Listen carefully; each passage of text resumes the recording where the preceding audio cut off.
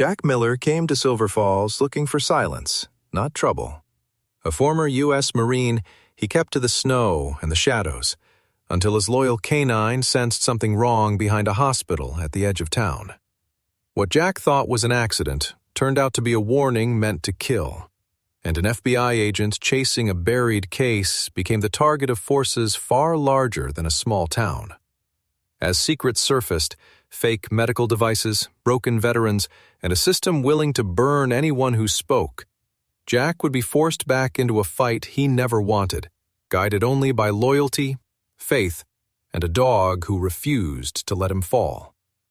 What happens next will remind you that miracles don't always arrive loudly. Before we begin, please like and subscribe to support the channel, and tell us where you're watching from by dropping your city or country in the comments below. Snow fell sideways over Silver Falls, Montana, thick and relentless, swallowing the industrial district behind the regional hospital until the world felt reduced to metal, ice, and wind. The night had no intention of forgiving anyone who stayed outside too long. Jack Miller stood beneath a flickering security light beside a stalled snow loader, his broad frame wrapped in a worn canvas jacket darkened by years of work and weather. At 43, he was tall, solid, and built like a man who had carried weight for most of his life: packs, engines, responsibility. His face was sharply angled, the kind that looked carved rather than grown, with a square jaw shadowed by a short beard threaded with early gray. A crooked nose hinted at old violence, and his steel blue eyes held the distant calm of someone who had learned how to endure rather than hope. Jack didn't swear at the machine. He never did. Machines broke honestly. People didn't. He had learned that distinction in the U.S. Marines, and it had followed him home 8 years earlier, after a deployment that ended with 3 men dead and one decision he never spoke about. Since then, he lived quietly, repairing heavy equipment, taking cash jobs, staying invisible. Silver Falls needed him in winter. No one needed to know him. He was almost finished when Rex growled. The German Shepherd had been sitting patiently in the truck, but now he leapt into the snow, muscles locking, ears pricked forward. Rex was 6 years old, a former military canine with a powerful chest and a sable coat dusted white by snow. Small scars edged his ears, and gray had begun to creep into his muzzle. He was disciplined, controlled, and rarely vocal. When Rex made a sound, it mattered. Jack tightened the leash instinctively. "No," he muttered, irritation cutting through fatigue. "We're not doing this tonight." Rex ignored him. That alone made Jack's stomach tighten. Rex had pulled him from a collapsed building under fire once, back when trust meant survival. Jack followed now without thinking, boots crunching through deep drifts as the dog led him behind the medical supply warehouses toward a row of dumpsters half buried in snow. Jack's flashlight caught something dark and wrong against the white. A woman lay curled near the dumpsters, her body angled inward as if trying to make herself smaller against the cold.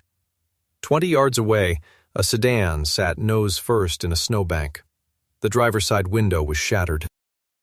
The door was bent at an unnatural angle, metal warped by force rather than ice. Jack dropped to one knee. The woman was in her early 30s, slim and athletic even beneath torn winter layers. Her dark brown hair had slipped loose from a practical knot and was matted with blood near her temple. Her skin was pale, lips tinged blue, lashes stark against cheeks already stiffening from cold. Even unconscious, there was something composed about her face, an inner discipline that hadn't vanished, only withdrawn. Jack checked her pulse. Weak, but present. Alive. For now. He reached for his phone, already rehearsing the distance he would keep from this once the ambulance arrived. He didn't want names, he didn't want explanations. He would make the call, then leave. That was how he survived. Rex moved again. The dog nosed through the snow near the dumpster, pawing deliberately. Then he stopped, lowered his head, and lifted something gently from the drift. Rex carried it back and placed it at Jack's knee with careful precision. It was a leather badge holder, cracked and weather-scarred. The chain was snapped clean. Jack stared at the gold shield pressed into the leather. Federal Bureau of Investigation. The wind howled harder, cutting through the alley like a blade. Jack looked from the badge to the woman, then to the car, then to the way the scene had been arranged just far enough from the hospital's lights to avoid notice. This wasn't an accident. Someone had broken the car. Someone had dragged her here. Someone had stripped her of identity and left her in the snow to let winter finish the job. Jack's hand closed slowly around the badge. Anger rose. Not loud, not explosive, but quiet and controlled. The kind that once kept him alive in places without mercy. "All right," he whispered, not to Rex and not to the woman, but to the past he had spent years trying to outrun. "I see it." He pulled his jacket open and wrapped it around her shoulders, trapping what little warmth remained. Rex pressed close on her other side, his body forming a barrier against the wind, breath steady and calm. In the distance, sirens finally cut through the storm, thin and late. Jack stayed kneeling in the snow, eyes fixed on the woman's face, knowing with a certainty that settled deep in his bones that his silence had just become impossible, because this woman had not been meant to survive the night. And now, neither had the life Jack had built on staying out of things. Jack drove with both hands locked on the steering wheel, the pickup crawling through the snow like an animal that knew stopping meant dying. The woman lay in the back seat, wrapped in his jacket, her breathing shallow but steady enough to keep him from pushing the engine harder than the road allowed. Rex sat between them, upright and alert, amber eyes fixed on her face, his body subtly angled as if shielding her from every unseen threat beyond the windows. Jack didn't speak. He hadn't decided yet whether bringing her to his cabin was the right choice, only that leaving her anywhere else felt wrong. That was how most of his worst decisions had begun. Instinct first, reason trailing behind, breathless and late. His cabin stood half-buried at the edge of the tree line, a single-story structure of dark timber and reinforced steel shutters, built by a man who didn't trust storms or people to behave themselves. Inside, the air smelled of wood smoke, oil, and old coffee. Jack moved with efficient restraint, laying the woman on the couch near the stove, cutting away the worst of her blood-soaked sleeve with a hunting knife kept sharper than his memories. Up close, she looked tougher than she had in the snow. Early 30s, maybe 34, slim, compact, the kind of build that came from discipline rather than vanity. Her skin was pale but not fragile, marked with faint scars along her forearm that spoke of training accidents rather than carelessness. Her face, now free of snow and blood, held a quiet resolve, even in unconsciousness, as if surrender had never been part of her vocabulary. Jack cleaned the gash on her temple with steady hands. He had done this before, under worse light, with worse tools. He didn't ask himself why, he remembered how. Some skills didn't fade just because you wanted them to. Rex paced once, then settled close, ears forward, every muscle tuned. When Jack pulled a spare coat from the rack and draped it over the woman, Rex's tension eased by a fraction. Not trust, just permission. She woke an hour later, eyes snapping open as if dragged from sleep by an alarm only she could hear. Her gaze locked onto Jack immediately, sharp and assessing, despite the pain that flickered through it. She tried to sit up and failed, jaw tightening against a groan she refused to release. "Don't," Jack said, his voice low and even. "You'll pass out again." She studied him in silence, cataloging details the way professionals did. The Marine posture he didn't bother to hide, the scars on his knuckles, the way his attention never fully left the room. When she spoke, her voice was rough but controlled. "Where am I?" "My cabin," Jack replied. You were left in the snow. That last word hit her harder than the injury. Something dark passed behind her eyes, anger, maybe fear, but it was gone as quickly as it came. I need to leave, she said. You need to not bleed, Jack answered. He didn't argue beyond that. He never did. People either listened or they didn't, and forcing them rarely changed the outcome. She exhaled slowly and let her head rest back. Emily, she said after a moment. That's my name. Jack nodded once. Jack. She glanced at Rex then, really looked at him, and something in her expression shifted. Recognition, not surprise. Rex watched her without blinking, reading more than her words, picking up on the tension coiled beneath her stillness. When she reached up to undo her coat, Rex stiffened immediately, a low warning rumbling in his chest. It's all right, Jack said quietly, resting a hand on the dog's neck. Rex didn't relax, but he didn't escalate either. Emily slipped the coat off carefully. Underneath, her clothes carried a faint but unmistakable scent. Sterile antiseptic, cold metal, something chemical that didn't belong in forests or cabins. Rex's ears pinned back, eyes narrowing, not aggressive but deeply unsettled. You've been around hospitals, Jack said, not accusing, just observing. Emily hesitated. Recently. That smell, Jack added. It bothers him. She looked at Rex again, slower this time. He's trained. He's retired, Jack corrected. Still working. Emily's lips pressed together. She didn't ask what he meant, and Jack didn't explain. Silence stretched, not awkward, but heavy with things neither of them wanted to put into words. Finally, she spoke again. I was meeting someone, a source. It went wrong. Jack turned away to rinse his hands. I'm calling an ambulance when the road's clear. Her voice sharpened. No. He met her gaze evenly. That wasn't a question. She searched his face, then nodded once, accepting the boundary. I'm not law enforcement, she said carefully. Not tonight. Jack almost smiled. Almost. Good, he said. Because I'm not interested. She winced as pain caught up with her. Rex moved closer without being told, pressing his shoulder lightly against the couch. Emily froze, then let herself breathe with him, slow and measured. Jack noticed the way her pulse settled, how her clenched jaw loosened just a little. You worked together, she said quietly, eyes still on Rex. In uniform. Jack didn't answer.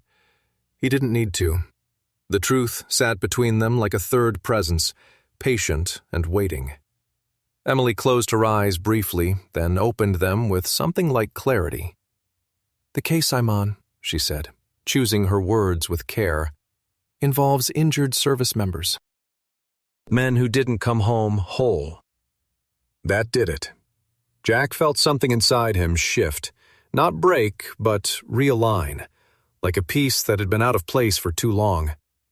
He thought of names he hadn't spoken in years, of hospital rooms that smelled exactly like the scent clinging to Emily's clothes. Rex lifted his head, alert again, as if the words themselves carried weight. Jack straightened. You rest, he said, voice firm. When you're healed, you leave. That's it. Emily watched him, understanding more than he'd said. Her voice was steady when she replied. I think your dog already knows this isn't over. Jack looked at Rex. The dog met his gaze, calm and unyielding. Jack didn't argue with soldiers who refused to retreat. By morning, the storm had thinned into a steady gray snowfall, the kind that didn't shout but never truly stopped. Jack's cabin felt smaller in daylight, every scar on the walls and floorboards more visible, every memory harder to ignore. Emily sat at the narrow kitchen table, wrapped in a blanket, a mug of black coffee untouched in front of her. She looked more alert now, color returning to her face, but the discipline in her posture hadn't softened. Pain hadn't made her fragile. It had only stripped away whatever mask she had worn the night before. Jack leaned against the counter, arms crossed, keeping distance on purpose. Rex lay between them, head on his paws, eyes open, listening. The dog was calm but not relaxed, the way soldiers rested when they knew the day wasn't finished with them yet. "You said injured service members," Jack finally spoke, his voice rough with disuse. "Start there." Emily didn't answer right away. She studied him first, as if weighing how much truth he could carry without turning away. In the daylight, Jack's age showed more clearly. The lines around his eyes weren't from smiling. They were from watching things go wrong and learning not to react too quickly. His beard was uneven where a scar cut through the hair near his jaw, a souvenir from a training accident years back. He looked like a man who had learned that silence was safer than explanation. "I'm investigating counterfeit medical devices," Emily said at last. "Implants, surgical hardware. Things that are supposed to restore function." She paused, then continued quieter. "Instead, they've destroyed lives." Jack's jaw tightened, but he said nothing. "Over the past year," she went on, "we've seen a pattern. Patients losing mobility, chronic pain that shouldn't exist. Surgeries that look clean on paper and catastrophic in outcome." She slid a folded sheet across the table. There was a printout, edges worn, the kind of document meant to be discarded once memorized. "Silver Falls showed up more than once. That shouldn't happen for a town this size." Jack glanced at the page but didn't pick it up. "Hospitals make mistakes." "Yes," Emily agreed. "But mistakes don't repeat with the same signature." That word landed heavier than she intended. Jack pushed himself upright and turned away, walking toward the small window that overlooked the trees. Outside, snow clung to branches like a held breath. "You should leave," he said. "Roads will be passable by afternoon." Emily watched his reflection in the glass. "Before I do," she said carefully, "I need to ask you something." Jack didn't turn around. "Don't. Did you know a Marine named Thomas Hale?" The room went still. Rex lifted his head, ears angling forward, sensing the shift before either human acknowledged it. Jack's breath caught, just once. Thomas Hale. Tommy. Younger by 6 years, louder by nature, always smiling even when things went sideways. A man who trusted doctors because he trusted systems, because he believed someone was always watching the details. Jack hadn't spoken his name aloud in nearly 2 years. "He lost the use of his legs after surgery at Silver Falls Regional," Emily said, her voice gentler now. "Spinal stabilization, that's what the paperwork says." Jack turned slowly. The anger on his face wasn't explosive. It was hollow, carved deep and left untreated. "He was supposed to walk again," Jack said. "They told him it was temporary." Emily nodded. "They tell everyone that." Silence stretched. Jack crossed the room and picked up the paper at last, scanning it quickly. His hands didn't shake, but something in his shoulders sagged, as if a weight he'd been carrying without knowing its name had finally identified itself. "I'm not helping you," he said, too quickly. "Whatever you're digging into, it's bigger than both of us." "I know," Emily replied. "That's why I'm still alive." Rex stood and moved closer to Jack, pressing lightly against his leg. Jack rested a hand on the dog's head without looking down, grounding himself in something that didn't lie. "You said you were meeting a source," Jack said after a moment. "Someone from the hospital." Emily hesitated. "Yes." "They're dead," Jack said flatly. Emily's eyes sharpened. "What makes you think that?" Jack didn't answer. He walked past her toward the back of the cabin, to a reinforced door most people would have mistaken for a storage closet. He unlocked it and stepped into the cold, dust-heavy space beyond. The shed had once been his workshop. Now it was a graveyard for parts and memories he didn't use anymore. Engines wrapped in tarps, crates stacked and forgotten. Jack moved with purpose, stopping at a corner where a heavy wooden box sat half hidden beneath scrap metal. He pried it open. Inside were sealed packages, yellowed with age but intact. Surgical components. Jack didn't know the technical names, but he recognized the weight, the feel of precision engineering meant for human bodies. He lifted one package and wiped the dust from the label. Emily leaned over his shoulder, breath catching. "That number," she said. "That's not supposed to be here." Jack looked closer. A lot code, faded but legible. Emily pulled out her phone and compared it to the data she'd been carrying in fragments for months. The match was exact. "These were discarded," Jack said slowly. "Years ago. The hospital contractor dumped them after a supplier change. I hauled the crate out myself." Emily straightened, the implications unfolding rapidly. "If they were dumped," she said, "they were never properly logged, never traced, which means someone could reintroduce identical stock without triggering alarms." Rex growled softly, as if the truth itself had a smell. Jack closed the crate. His face had gone still, the way it used to before a firefight. "You shouldn't have said his name," he told Emily. She met his gaze without flinching. "I didn't come here to recruit you." "Good," Jack said, "because I'm still not helping." He stepped past her, already retreating back into the cabin, already rebuilding walls. Emily followed him with her eyes, understanding settling in. This wasn't denial. It was fear wearing discipline's uniform. Jack didn't agree right away. He stood in the doorway of the shed with the crate at his feet, the dust still clinging to his hands, weighing what truth would cost him this time. The snow outside had slowed to a quiet fall, the kind that hid footprints as fast as it revealed them. Emily waited without pressing. She had learned that men like Jack didn't respond to urgency. They responded to inevitability. Rex watched both of them, head level, body still, a soldier waiting for orders that might never come. "I'm not doing this for you," Jack said finally. His voice was flat, stripped of apology. "I'm doing it because someone used my town to break people." Emily nodded once. "That's enough." They moved after midnight. Jack parked 2 blocks from Silver Falls Regional Hospital, where the streetlights thinned and the snowbanks rose high enough to swallow a man's shadow.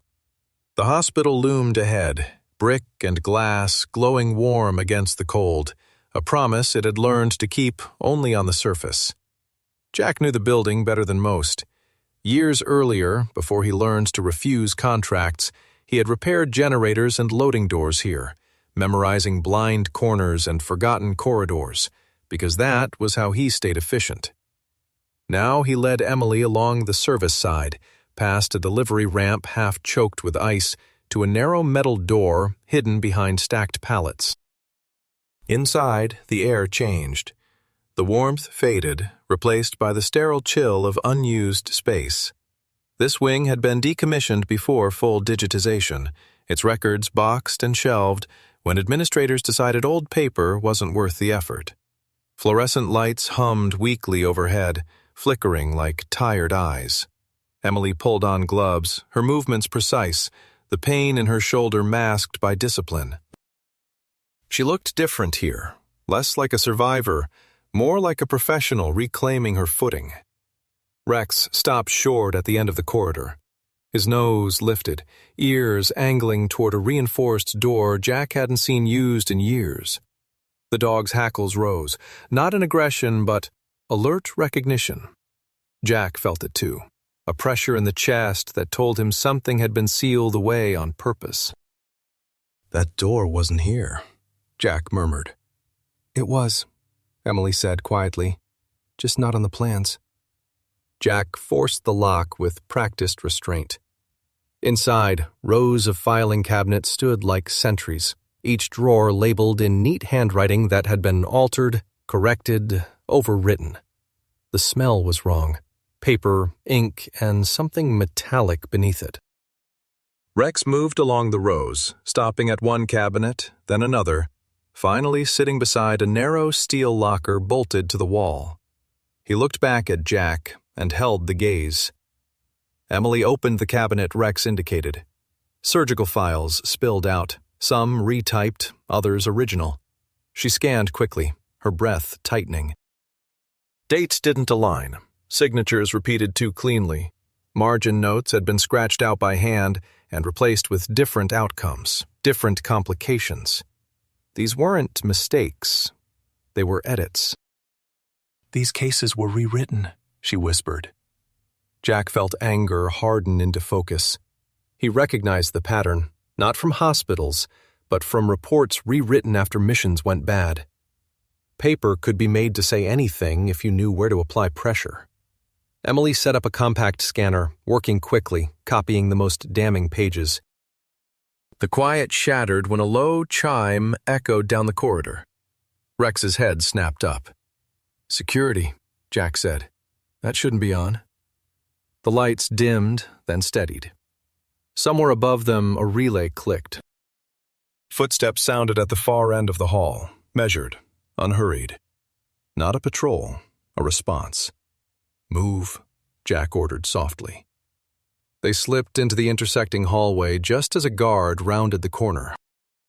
He was a large man in his late 40s, broad through the shoulders, his uniform stretched tight over a body built for intimidation.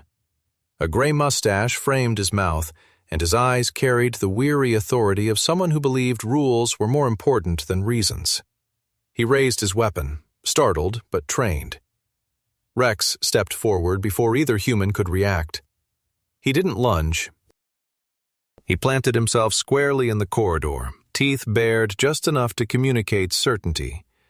The dog's presence filled the space, disciplined and absolute. The guard froze, instinct warring with training. Jack took the opening. He pulled Emily back through the side door, sealing it behind them as Rex backed away in perfect control, never turning his back. The guard shouted, the sound echoing uselessly as they fled down a maintenance stairwell Jack remembered too well. They emerged into the night, breathless and unbroken. Snow erased their tracks almost immediately, the town complicit in forgetting. They didn't stop until they reached Jack's truck. Emily's hands shook now, adrenaline catching up with her resolve. Jack watched the hospital, its windows calm and bright, as if nothing inside had been disturbed. Then Emily's phone vibrated. She frowned, tapping into the security feed she had accessed earlier. Her expression hardened. "The cameras," she said. "They went dark for 30 seconds, exactly when we were inside." Jack exhaled slowly. "Hospitals don't control their own surveillance during an alarm."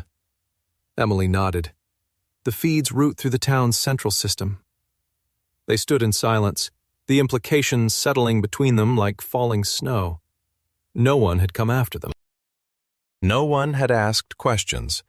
Someone with authority had chosen not to see. Rex jumped into the truck and sat, posture alert but calm, as if the worst was over. Jack knew better. He started the engine, the headlights cutting a narrow path through the night. As they drove away, Emily looked back once more at the hospital. "These files," she said, voice steady again, "were never supposed to exist." Jack tightened his grip on the wheel. "They still don't," he replied. "Not to the people who need them buried." The town receded behind them, quiet and intact, hiding its secrets under fresh snow. Jack felt the line he had crossed settle into place, irrevocable now. The truth had been touched. That alone was enough to draw blood. Morning came gray and brittle, the kind of cold light that made everything look honest even when it wasn't. Emily filed her report from the front seat of Jack's truck, laptop balanced on her knees, breath fogging the windshield despite the heater running full. Her face was pale, jaw tight. Dark blonde hair pulled back into a low, utilitarian braid, that emphasized the sharp lines of her cheekbones. At 36, Emily Carter looked younger than her years when she slept, older when she focused. Her eyes, steel blue and unblinking, had learned not to ask for permission from the world. She transmitted the files in encrypted bursts, including scans from the forgotten archive and timestamps showing the security blackout. Jack watched the tree line instead, Rex sitting between them, 8 years old now, black and tan coat dusted with gray at the muzzle, posture calm but coiled, as if the knight hadn't finished speaking yet. The response came faster than Emily expected and colder than she feared. The case wasn't dismissed, not officially. It was paused. Jurisdictional overlap. Federal contractors. Ongoing reviews. Language designed to sound responsible while doing nothing at all. Emily closed the laptop slowly, her fingers lingering on the edge like she might steady it into telling her better news. "They're freezing it," she said. "At least for now." Jack nodded once.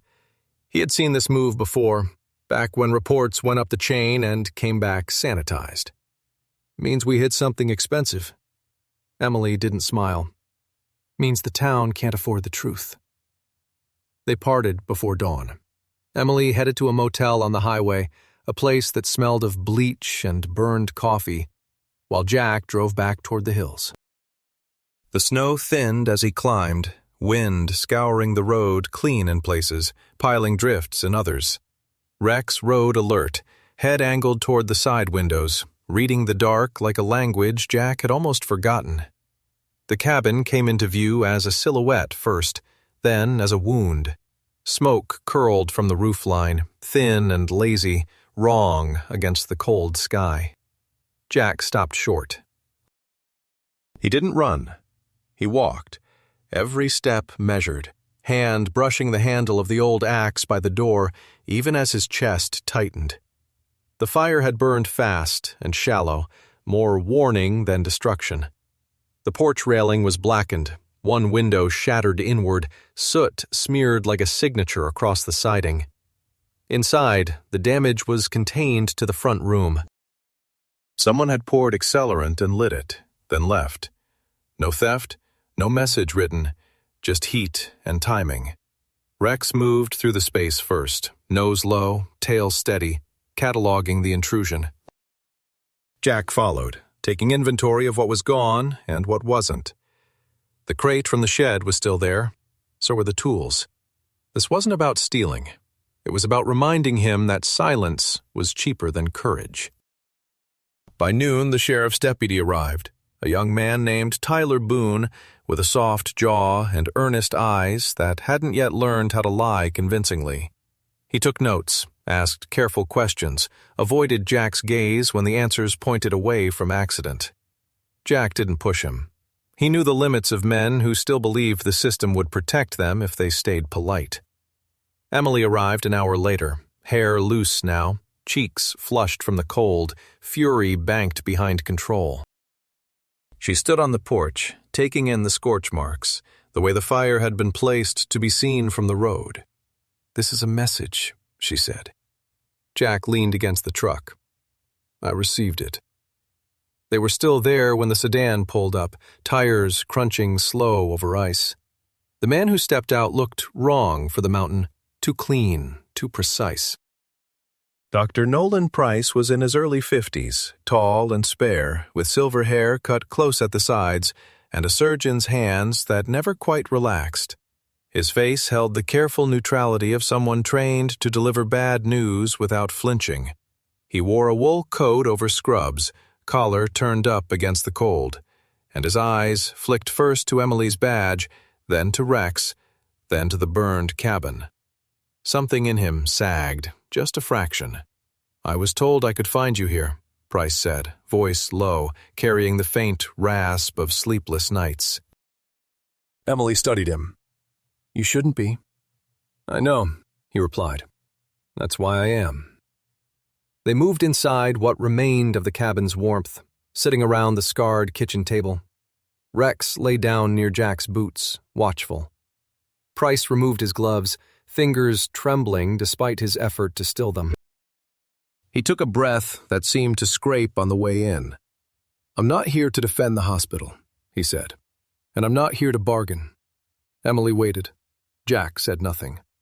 Price continued, words measured. He spoke of emergency orders routed through shell distributors, of devices that arrived sealed and certified, of pressure applied not with threats at first, but with incentives, funding, approvals, quiet praise. When outcomes went bad, the tone shifted. Complaints were reframed, complications reclassified, careers hinted at as fragile things. "They showed me pictures of my kids," he said softly, shame coloring his cheeks. "Not threats, just reminders." Emily's jaw tightened. "You used the devices?" "Yes," Price said, "because when I refused, they scheduled me out. When I pushed, they audited me. When I documented, the documentation disappeared." He looked at Jack then, eyes raw. "I told myself I was minimizing harm. I told myself someone else would stop it." Jack's voice was flat. And no one did," Price said. "Until you two broke the quiet." Silence settled, thick and heavy. Outside, the wind moved through the trees like a held breath. Rex lifted his head, eyes on Price, not hostile, just weighing. The surgeon met the dog's gaze and didn't look away. "I'll testify," Price said. "Not anonymously. Not later. Now." He swallowed. "I don't expect forgiveness." Emily closed her notebook slowly. "We'll need protection," she said. "And proof." Price nodded. "I have both. Copies, names, dates." His shoulders squared. A man choosing a harder road because the easy one had run out. That night, as Emily drove Price back toward town under a sky scraped clean by stars, Jack stood on the porch and watched the smoke finally fade from his cabin. The warning had been delivered. The answer would follow. Rex pressed against his leg, solid and present, a reminder that some lines, once crossed, could not be uncrossed. The storm returned the way lies often did, quiet at first, then absolute. Emily Carter announced her withdrawal from Silver Falls with deliberate visibility, canceling meetings, booking a ticket that would show up in the right databases, letting the rumor breathe that federal pressure had done what pressure usually did. She packed light and left the motel at dawn, her posture relaxed, her face carefully unguarded. Jack watched from a ridge road as her taillights disappeared toward the highway, Rex steady beside him, 8 years old and scar-muzzled, breath slow, eyes reading the snowfall like a map. The bait took. By afternoon, Emily received the message through a burner phone routed twice through cutouts, a chance to close the loop and keep reputations intact. The meet would be after dark at a distribution warehouse on the edge of town. Corrugated steel, broken lights, a place that collected wind and secrets. Emily agreed, adding one condition she knew they would accept: no law enforcement. The answer came fast. Of course. The FBI moved anyway. Plane vehicles slid into snowed-over pullouts. Aerials were grounded by weather, but eyes were everywhere.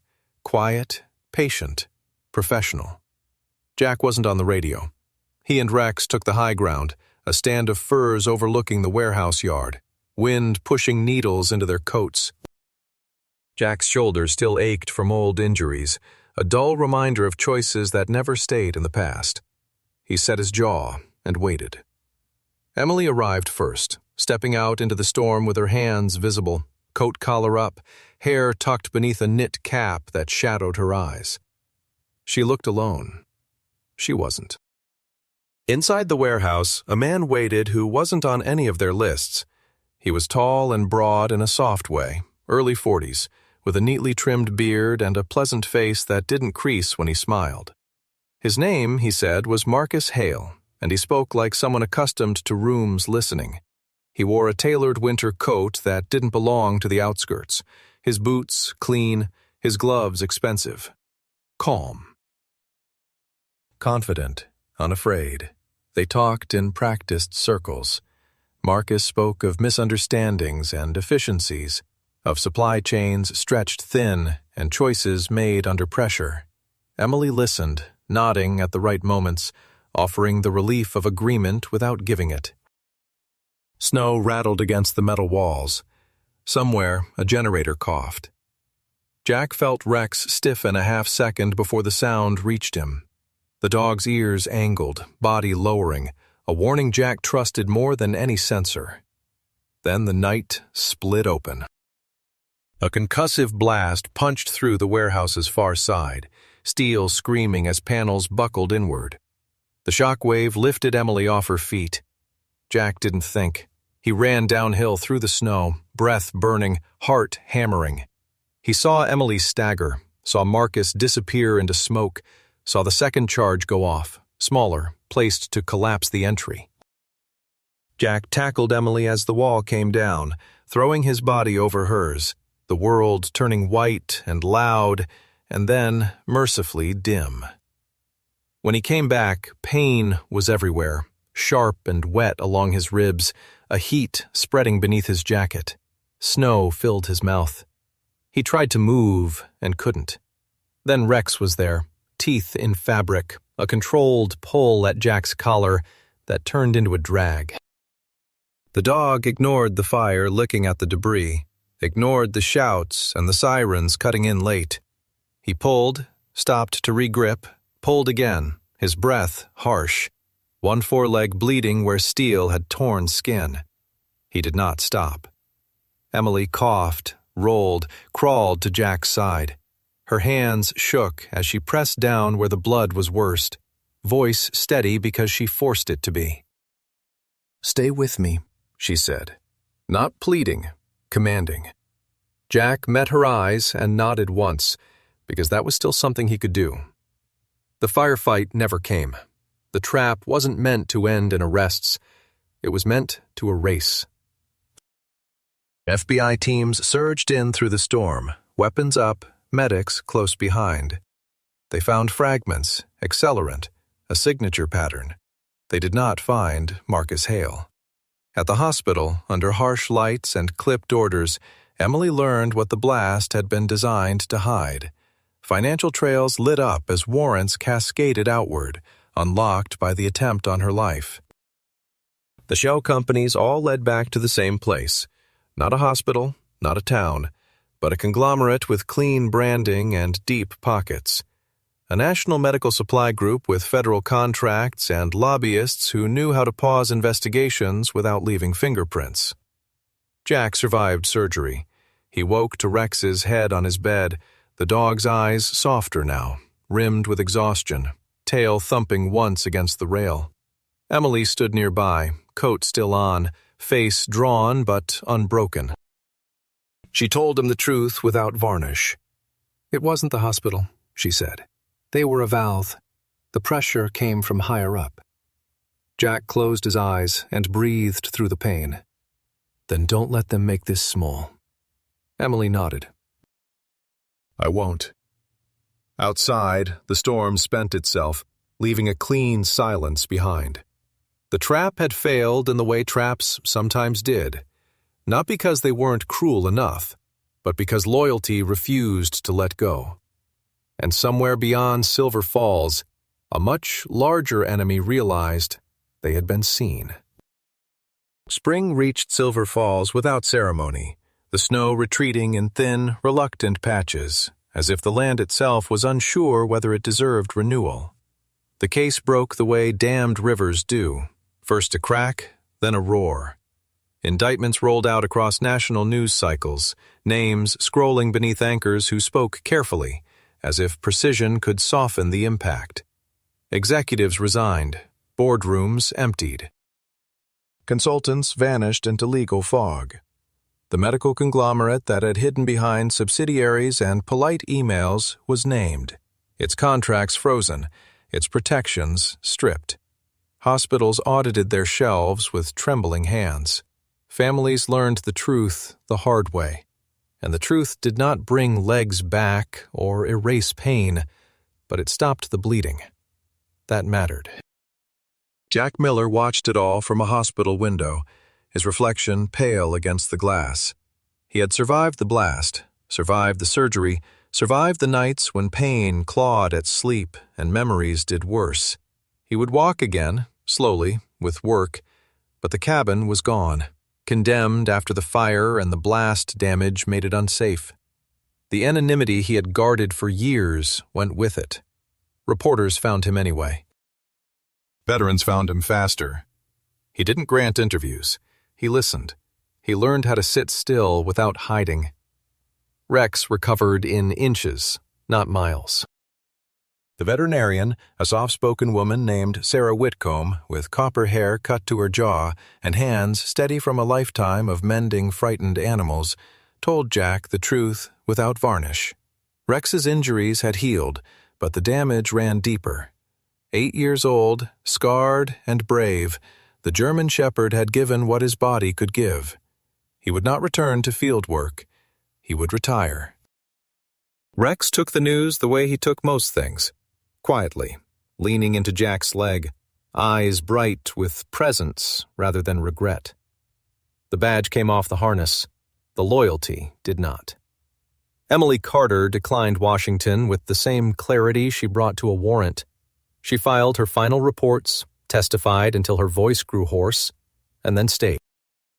Silver Falls needed builders more than hunters. She moved into a small rental near the river, sleeves rolled up, hair shorter now, the sharpness in her gaze tempered by a steadier warmth. She helped families navigate paperwork and clinics rebuild trust, one policy at a time.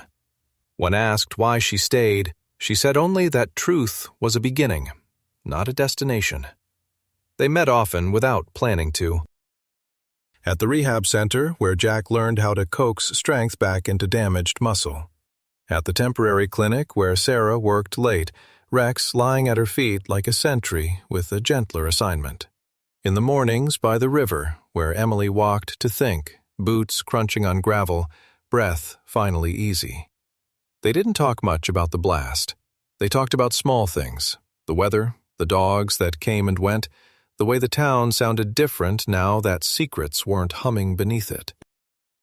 The memorial went up in early summer, modest and deliberate, names etched cleanly, no speeches that reached for absolution. Jack stood with Rex at his side, the dog's fur silvering more at the muzzle, eyes calm. Emily stood a step back, hands folded, letting the town have its moment. When the wind moved through the trees, it carried neither applause nor accusation. It carried quiet. Life reshaped itself the way it always does, by persistence. Jack took a job with the county, training crews on safety and maintenance, the work honest and finite. He learned to ask for help without feeling smaller for it. Rex learned the rhythms of a different duty, waking Jack when pain spiked, grounding him when nights tried to steal the present. Emily learned how to build without chasing, how to stay without guarding an exit. One evening, as the last of the snowmelt fed the river into a patient roar, they sat on a bench overlooking the water. Sarah joined them briefly, hair pulled back, smile tired but kind, to check Rex's leg and leave a bag of treats. A child ran past, laughing, the sound unafraid. Jack felt something loosen in his chest that had been clenched for years. "It doesn't feel like a victory," Jack said quietly. Emily shook her head. "It isn't." They sat with that. The sun dipped, painting the surface of the river gold, then copper, then shadow. Rex shifted, resting his head on Jack's knee, breathing slow and sure. Emily watched the water and thought of all the places truth had gone because it was forced to, and all the places it might go now because someone stayed. When the lights came on across town, they stood and walked back together. No hurry, no plan beyond the next step. The snow was gone. What remained was work and care and the stubborn choice to be present. That, they understood now, was how healing looked when it finally arrived. Not as a clean ending, but as a life that continued, mended where it could be, honest where it must be, and held together by those who refused to leave. Sometimes the miracle is not thunder from the sky, but endurance on the ground. God does not always stop the storm. Sometimes He sends a loyal companion, a steady hand, or the courage to stay when walking away would be easier. In our daily lives, miracles often arrive quietly, in the moment you choose honesty over comfort, compassion over fear, or help a stranger when no one is watching. If this story moved you, let it remind you that your presence may be the answer to someone else's prayer. Share this story with someone who needs hope. Leave a comment about what touched your heart, and subscribe to the channel for more stories of faith, healing, and second chances. May God bless you, protect those you love, heal what is broken, and guide your steps with peace, today and always.